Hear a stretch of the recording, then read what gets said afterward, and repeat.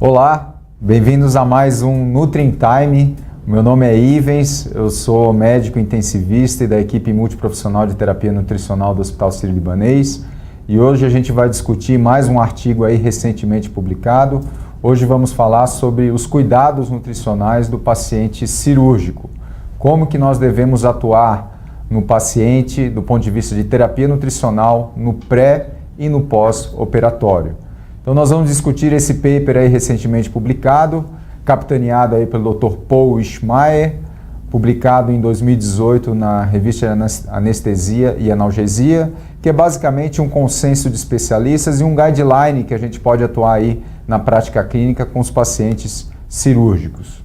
Então já é bem descrito na literatura os malefícios da desnutrição, os malefícios dessa desnutrição no paciente que vai ser submetido a uma cirurgia.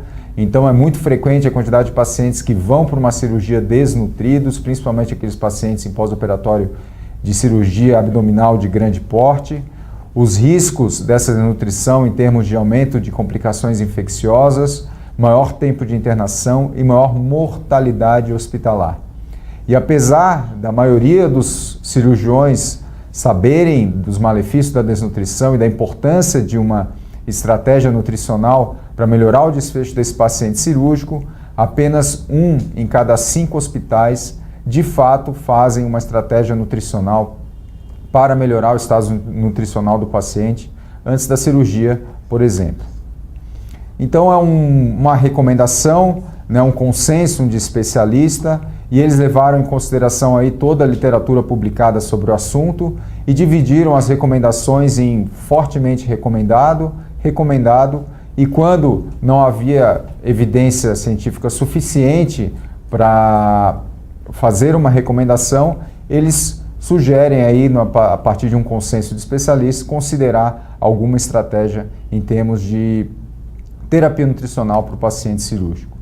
Então, acho que a primeira recomendação é estratificar o risco de todo paciente que vai ser submetido a uma cirurgia. Então, a proposta desse conselho de especialistas é utilizar o PONS, P-O-N-S, que leva em consideração aí variáveis também utilizadas no MUST, que também é uma estratégia de triagem nutricional.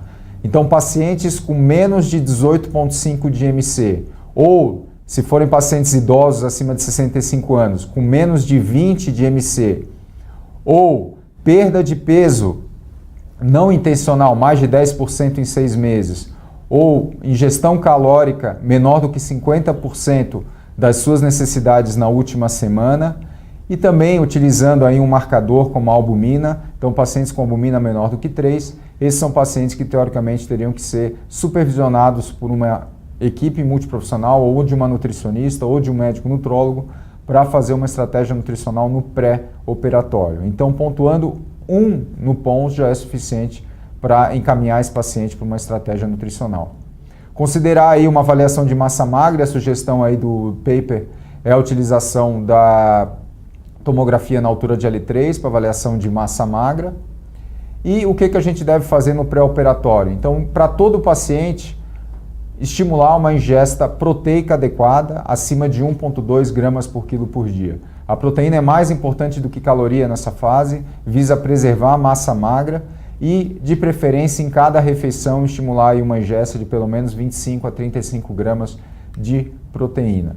Se o paciente for de risco nutricional, avaliado pelo PONS, como sugerido aí pelo paper, então é um paciente que precisa de uma estratégia de terapia nutricional. Então, o paciente deve receber suplementação oral pelo menos 2 a 3 vezes por dia, por no mínimo 7 dias.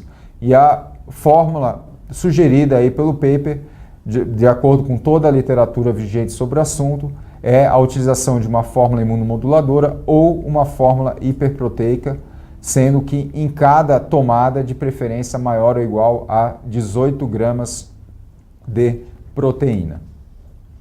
Se o paciente, evidentemente, não consegue ingerir todas as suas necessidades pela via oral, então deve ser instituído aí nutrição enteral. E caso o paciente não consiga ingerir, não consiga utilizar o trato gastrointestinal, aí sim utilizar a nutrição parenteral, se não estiver atingindo pelo menos 50% das suas necessidades.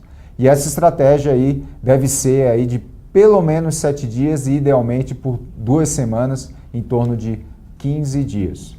Para pacientes que serão submetidos à cirurgia abdominal de grande porte, considerar o uso de fórmula imunomoduladora. Outro dado importante, que também já é sabido, é a abreviação de jejum. Então, até 8 horas a gente pode se alimentar com alimentos sólidos, se o paciente não tiver não for de risco para aspiração, e até 2 horas para minimizar esse jejum, a utilização de líquidos claros, de preferência aí com 45 gramas de maltodestrina para minimizar o processo catabólico da cirurgia.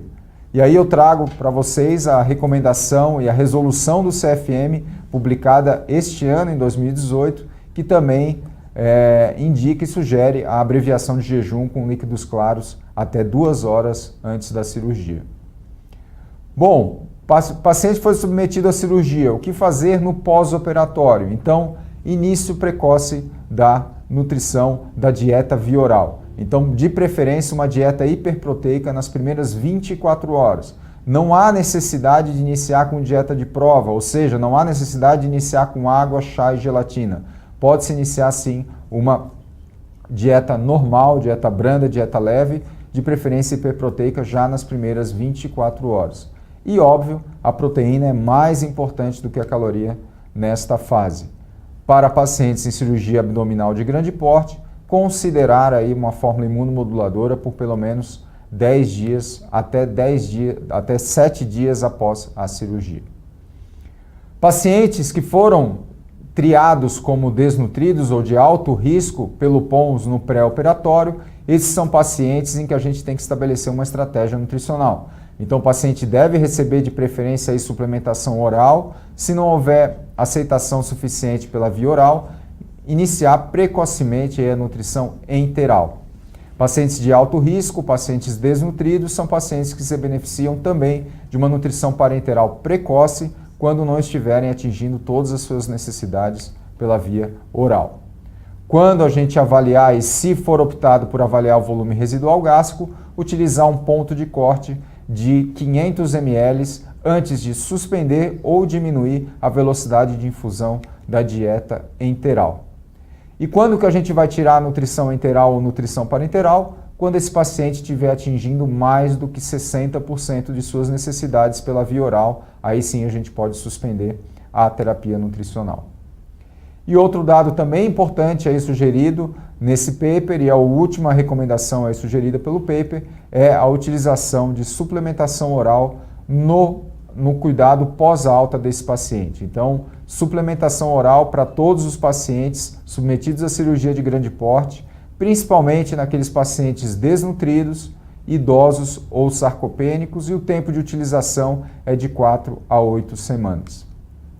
Resumindo, então, aquilo que foi discutido nesse consenso de especialistas, então, screening e avaliação, triagem nutricional do paciente no pré e no pós-operatório. A proteína é mais importante do que a caloria. Interromper a alimentação via oral tarde e iniciar precocemente após a cirurgia. Considerar nutrição, suplementação oral para todos os pacientes que serão submetidos à cirurgia de grande porte. De preferência, sempre utilizar o trato gastrointestinal, então o oral é melhor do que enteral, que é melhor do que parenteral, e agir em conjunto com uma equipe multidisciplinar, porque só assim a gente vai conseguir o melhor desfecho para o paciente cirúrgico. Bom, era isso que eu tinha para discutir com vocês hoje. Conto com vocês em uma outra oportunidade, em mais um Nutri in Time.